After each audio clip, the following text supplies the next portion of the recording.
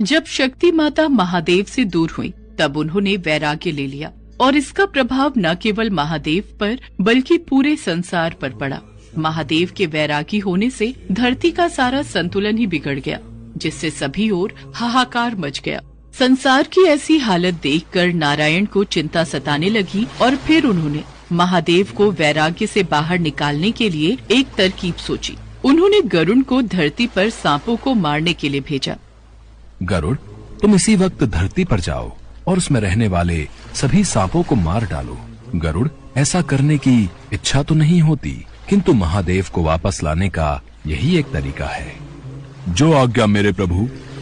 नारायण का आदेश पाते ही गरुड़ धरती पर जाकर सांपों की हत्या करना शुरू कर देते हैं। गरुड़ का ऐसा आक्रमण देख सभी सांप बहुत घबरा जाते हैं और वो अपने प्राणों की रक्षा हेतु अपने नाग देवता वासुकी के पास जाते हैं और उन्हें गरुड़ के अत्याचारों के बारे में बताते हैं। ये सुनकर वासुकी चिंता में पड़ जाता है और सभी सांपों को उनकी रक्षा करने का आश्वासन देकर स्वयं ओम नमः शिवाय का जप करते हुए कैलाश की ओर प्रस्थान कर जाता है। ओम नमः शिवाय, ओम नमः शिवाय। आपके ध्यान में विघ्न डालने के लिए मुझे क्षमा करें प्रभु, लेकिन इस वक्त हम नागों को आपकी सहायता की आवश्यकता है। वासुकी, तुम हमारे प्रिय भक्तों में से हो, कहो आज किस उद्देश्य से तुम्हारा कैलाश आना हुआ? जैसा कि आप जानते हैं कि नागों को रहने के लिए नागलोक मिला हुआ है प्रभु, परंतु कुछ नाग धरती पर भी रह रहे हैं। न जाने क्यों गरुड़ उन सबका अंत करने पर तुला हुआ है। कृपा करके उनके प्राणों की रक्षा करें प्रभु। तुम परेशान मत हो वासुकी, हम तुम्हारी सहायता अवश्य करेंगे।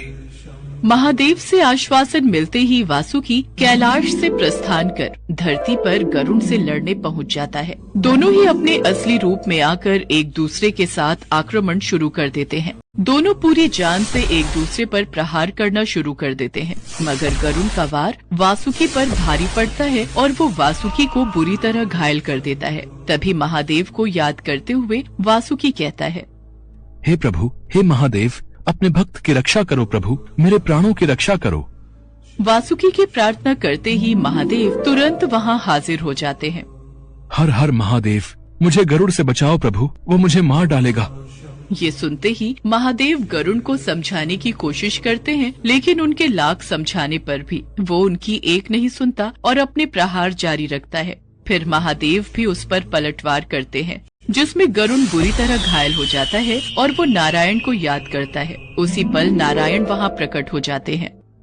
महादेव, शायद आप ये भूल रहे हैं कि गरुड़ मेरा वाहन है, साथ ही मेरा भक्त भी। इसका अपमान मुझे कदापि बर्दाश्त नहीं। मेरे कहने पर ही ये नागों का अंत कर रहा है। पर भला नागों पर यह अत्याचार क्यों? क्योंकि ब्रह्मदेव ने इनको रहने के लिए नागलोक दिया है, फिर ये सब वहीं जाकर रहें।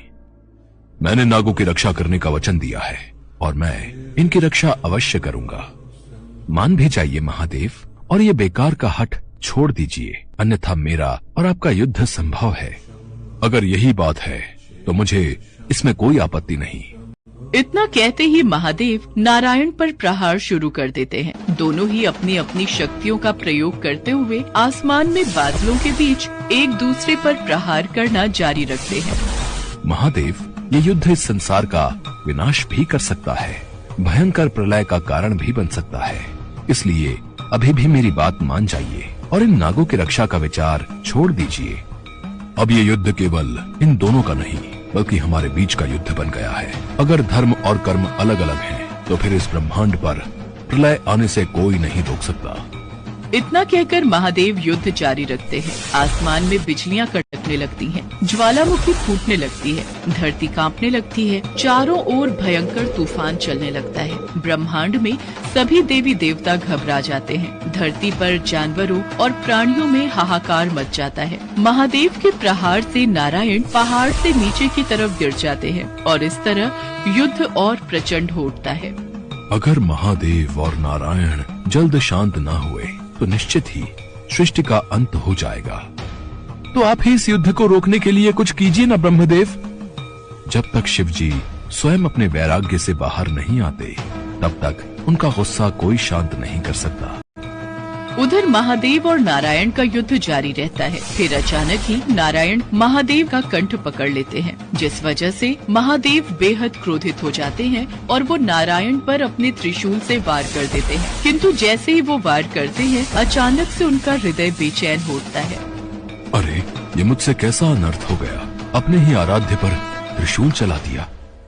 इतना सोचते ही वो नारायण से क्षमा मांगने लगते हैं। हे भगवान, हमें क्षमा करें, हमसे बहुत बड़ी भूल हो गई जो हमने अपने ही आराध्य पर वार किया। उनके इतना कहते ही वो अपने वैराग्य से बाहर आ जाते हैं। फिर नारायण उनको समझाते हुए कहते हैं, महादेव, ये सब लीला हमारी ही रची हुई है, लेकिन क्यों? आपको वैराग्य से बाहर लाने के लिए मुझे ये खेल खेलना पड़ा, और इस लीला में आपके कंठ पर छपी मेरी उंगलियों के कारण भविष्य में आपको शितिकंठ के नाम से भी जाना जाएगा। युद्ध समाप्त होने के बाद सारी प्रलय शांत हो जाती है। सभी देवी देवता प्रसन्न हो उठते हैं। चारों ओर खुशनुमा माहौल हो जाता है। साथ ही सारी सच्चाई सामने आने के बाद गरुण भी महादेव से क्षमा याचना मांग लेता है और वासुकी महादेव के सामने रोते हुए हाथ जोड़कर निवेदन करता है, मैंने बहुत कष्ट झेले हैं प्रभु, अब मुझ पर कृपा कर मुझे अपनी शरण में ले लीजिए।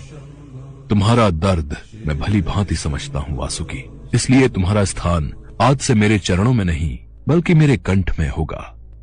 मैं कुछ समझा नहीं प्रभु, अब से मैं तुम्हें अपने कंठ में धारण करके रखूंगा।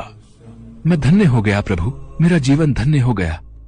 उसी दिन से महादेव वासुकी को अपने गले में धारण कर लेते हैं। साथ ही वासुकी को भी अपनी सच्ची भक्ति का फल मिल जाता है।